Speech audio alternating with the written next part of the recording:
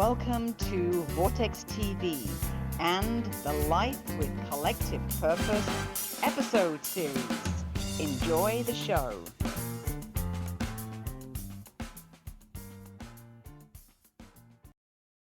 Hello, this is Julie Ann and Life with Collective Purpose.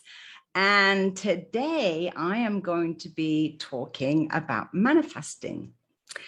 And the confusion that you can have between manifesting and your ego tricking you. So I want to tell a bit of a story. For those of you that know me, you know that recently I made an announcement on Facebook that I had found my retreat center. I had been manifesting and dreaming for at least 3 years about owning my own retreat center in Puerto Vallarta in Mexico, where I could bring together all of my authors that I have published, plus other spiritual leaders and wisdom keepers, that they could all gather in this amazing retreat center in Puerto Vallarta, where we could inspire and change the world by sharing our knowledge. Now, for those of you that know me, you know that I have, some people would say, a charmed life, although this year has been quite exceptional in terms of some of the bad luck and upheaval that I've experienced. I lost my fiance in the middle of August, and I also nearly died myself from pneumonia. That was a very traumatic time, not only with the illness, but my fiance was in coma for almost 30 days. And so being here in Mexico by myself with no family or friends during COVID time, I really relied on my community to help and support me. So, of course, my community was really delighted to hear that I'd had a turn of events and that I had found my retreat center and that I would be moving there. Now, the turn of events would be extraordinary in any circumstances.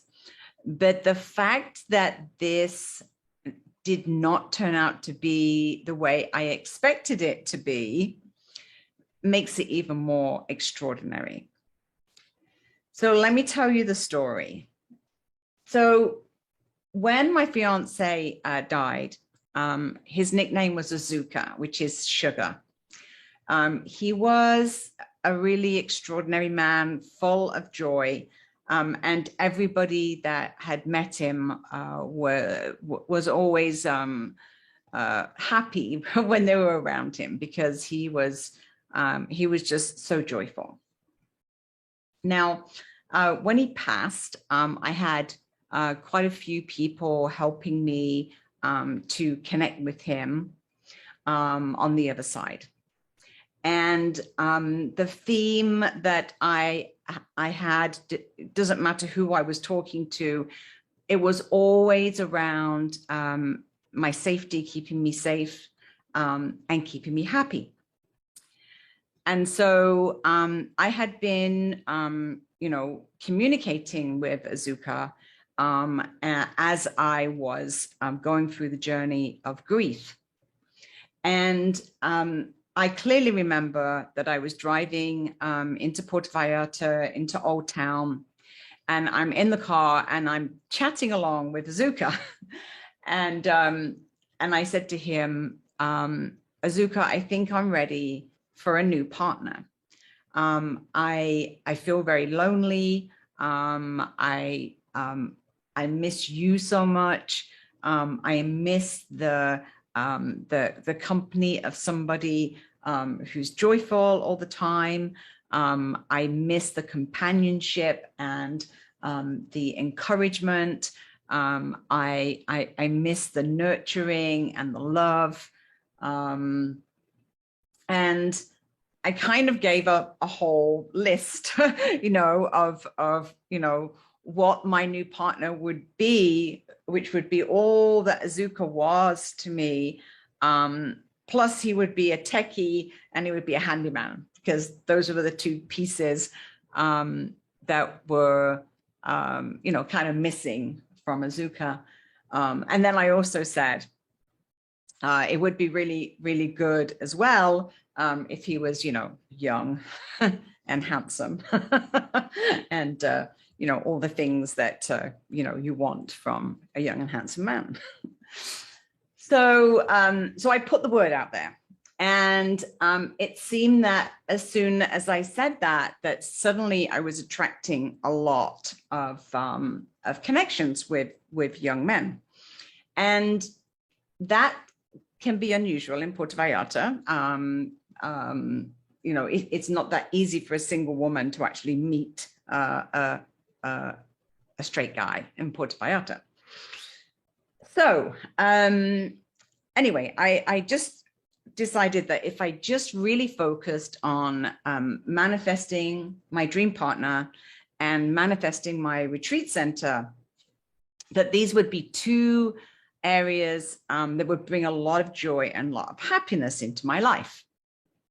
And I made this announcement on Facebook as well, just so everybody knew that this was my intention, that I was setting an intention to find my retreat center and to find my new partner. Although the new partner part, I didn't say so much about that. So very, very soon after that, I had another download that was, well, no one's going to find you if you don't make yourself be known in Puerto Vallarta. Since Azuka had passed in August, I had been, quite the recluse. I'd been kind of at home in Miss Maloya. I wasn't really socializing with anybody. I wasn't really, getting out there. And so, I was sitting there thinking, well, of course, how am I going to make any connections if nobody knows who I am? So I had just done a video, a podcast show, actually, a short one, about finding purpose and collective purpose, and the importance of people gathering together as a collective. And I put it out to all the groups in Puerto Vallarta. Now, there are about 20 different networking groups on social media in Vallarta, because there's a very large, growing expat population here. It's a way for everybody to connect. And so one of those networks that I had put out my video was a network called Digital Nomads. And this is a network for people that are working remotely from Puerto Vallarta. Digitally, they're doing online work of some description, freelance work. And I had a contact from a young man called Vicente. And he said to me, oh, I saw your podcast show, and I thought you would be interested to come along to Artis Mentales. It's a flotation center, and you can meet John, who facilitates it, and he does coaching. So without any hesitation, I just said yes. And because, of course, I'm following the breadcrumbs of manifesting, which is, you follow the clues, you look for coincidences, you follow your intuition. And so I grabbed my podcast equipment, and the very next day headed up to Cinco de Diciembre area of Puerto Vallarta. And as I'm driving up and up and up the hill to the very top of the hill, the houses are getting more spectacular. The villas are just beautiful, and a lot of the traditional Spanish architecture.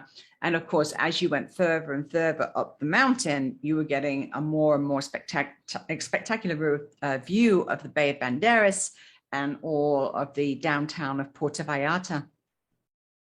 And as I'm driving, I can remember clearly thinking, wow, it's really beautiful up here. I would never consider previously even thinking about having a retreat center that close to downtown, because downtown can be very noisy. You know, there's a lot of music and nightclubs. And of course, if you're, you know, anywhere in the vicinity, even up the hill, then the noise from downtown can certainly reach you, and sirens and things like this. But this house was very much at the very, very top of the hill. And I was amazed by how quiet it was. And as I stood outside the property, I was impressed by the grandeur of it. It had a, you know, very large wooden door, big archways and turrets, and, you know, very grand property. And I was greeted at the door by Vicente, and he showed me through the property to meet John. As I walked out to the outside, you know, I was taken aback by the most amazing view.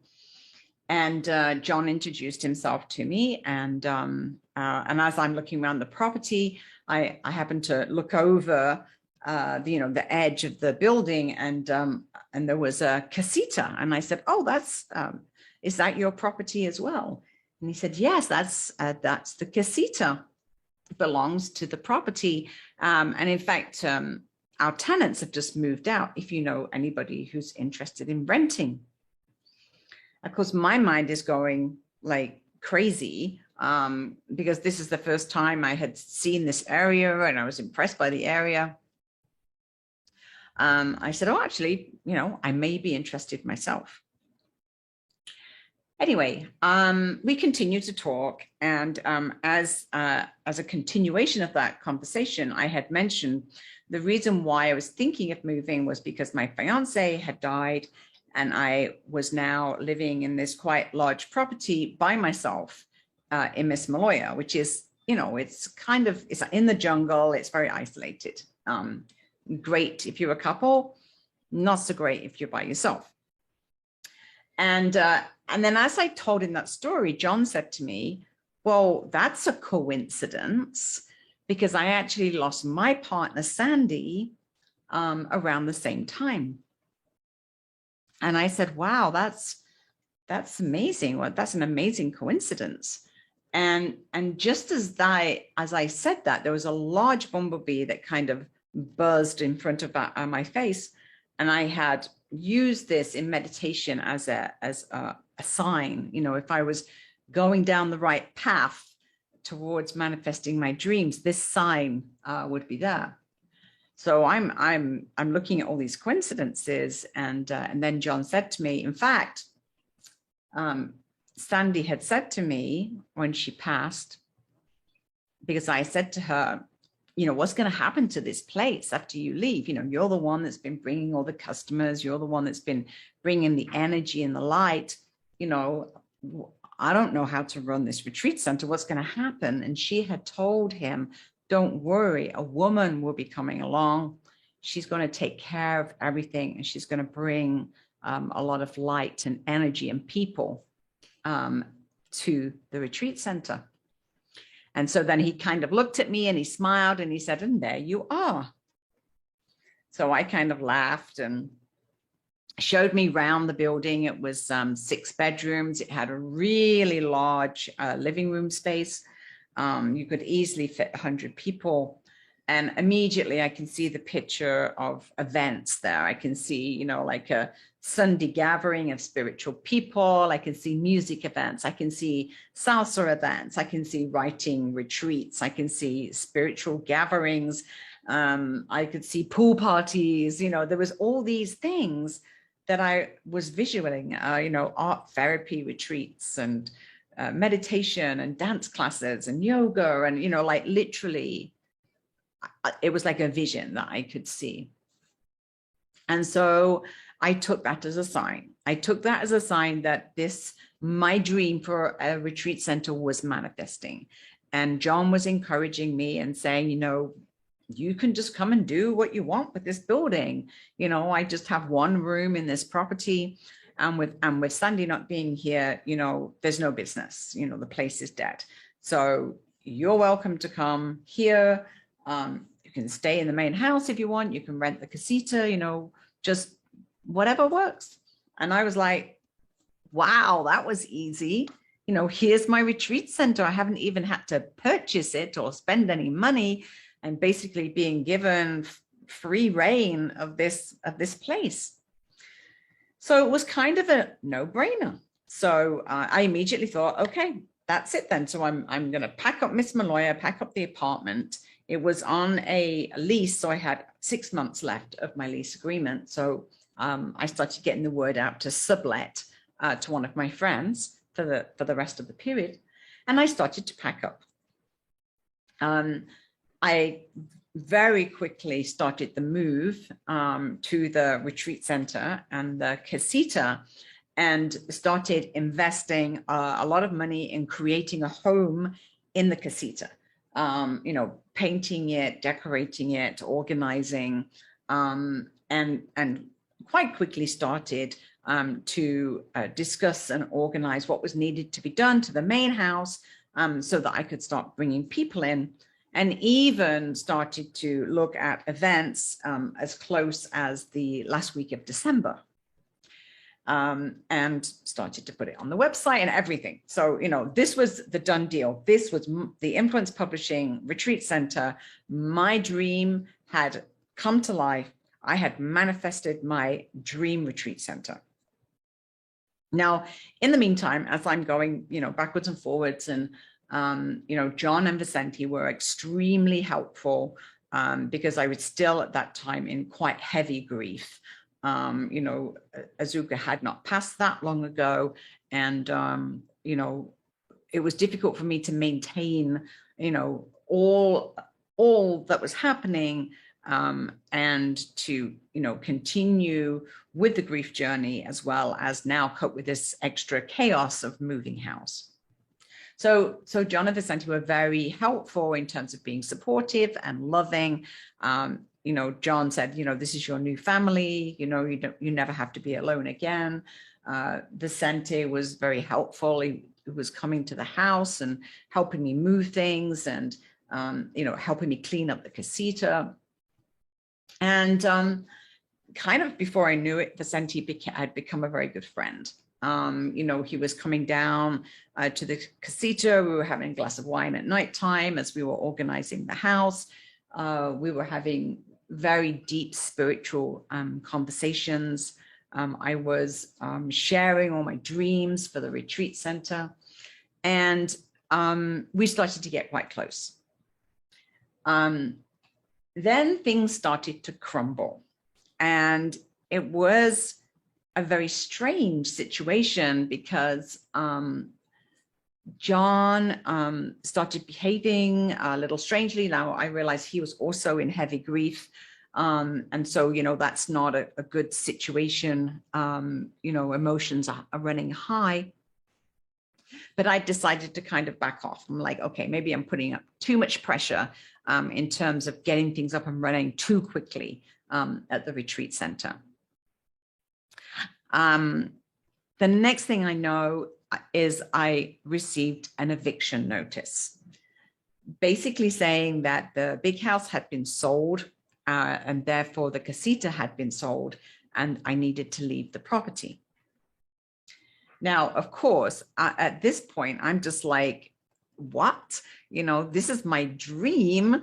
I've shared this with everybody. I've told everybody about my new retreat center, the Influence Publishing new retreat center, and, and how amazing it is. And I'm letting my ego really get carried away, because everybody on Facebook's congratulating me and saying, oh my goodness, Julie, you're so amazing at manifesting, you're the magical manifester. Oh my God, how do you do it? And basically I just allowed my ego to just run with this, and I think somewhere along the line, I had mixed up, you know, manifestation of my dream, the retreat center, and forgetting, you know, to do things like put stuff in writing, get clarity, etc. So this was not my dream. This was not my retreat center. And after spending 6 weeks decorating, planning, making the casita beautiful, and, you know, pretty much within 6 weeks, I still had boxes unpacked. And now I was being asked to move out. Now, the one person that was an absolute rock through this whole thing was Vicente. And by this time, we had started to get romantically involved. And as the pressure and the stress of my dream being taken away from me, and having to move again after only 6 weeks, we became closer and closer within our relationship. And I realized that this was connected to Azuka. And the turning point of my realization for that was one evening, we're having dinner, and Vicente suddenly looked at me with a strange, not a strange, but a very calm look on his face. And he just said, I give Azuka permission to use my body. And the next thing I know, Azuka was in Vicente's body, communicating with me directly through Vicente.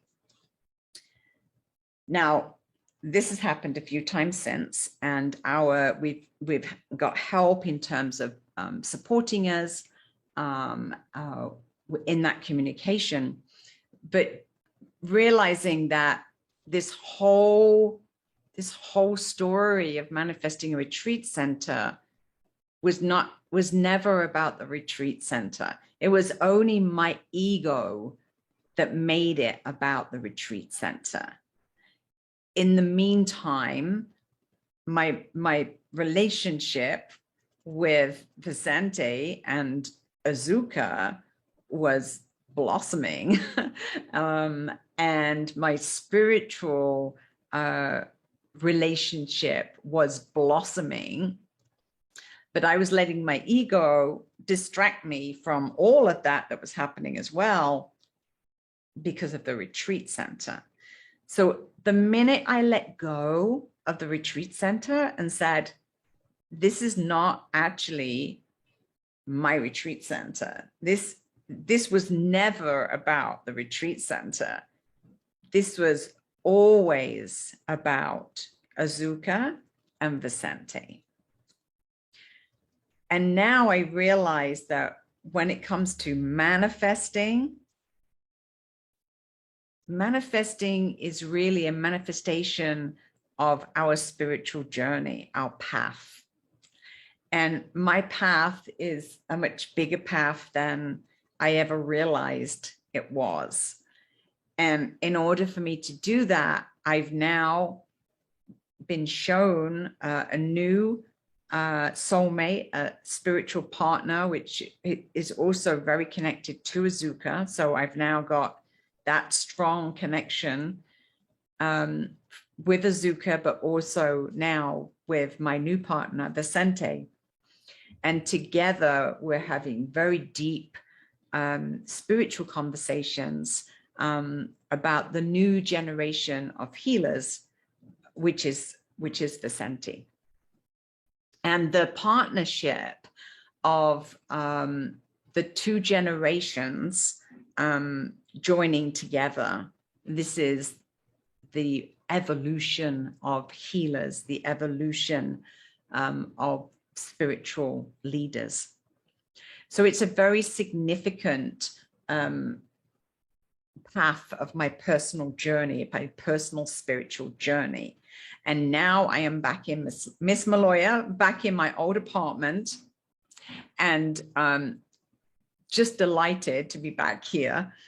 I have put that whole event now as an experience, not about the retreat center and manifesting a retreat center, but actually looking for the next step in my spiritual journey with my new soulmate, supported also by Azuka. And so, you know, my message at this time of the year where we're approaching Christmas and approaching the new year is, yes, you can manifest your dreams, but don't be attached to them, because there may be something much bigger, a much bigger purpose than you could possibly ever know. And what you really need to do is to just follow those clues, let the divine guide you, ask for guidance, and don't be attached to the outcome. Don't be attached to your version of your dream, because there's a much bigger purpose, a much bigger agenda, a much bigger collective purpose that is happening. And I now know that meeting Vicente gives me the support to be able to continue this spiritual journey of collective purpose and the bridging of two age groups from 30 up to 60 and beyond. But the bridging of those two generations of healers, and the 40 to 60 year olds mentoring and helping the 30 to 40 year olds, which are the new generation, the new evolution of healers that are all waking up right now. That is the manifestation, not the retreat center. So listen to the guidance, but don't be attached to the outcome, because you might actually be surprised that what the divine has in store for us is much bigger than we could have ever imagined.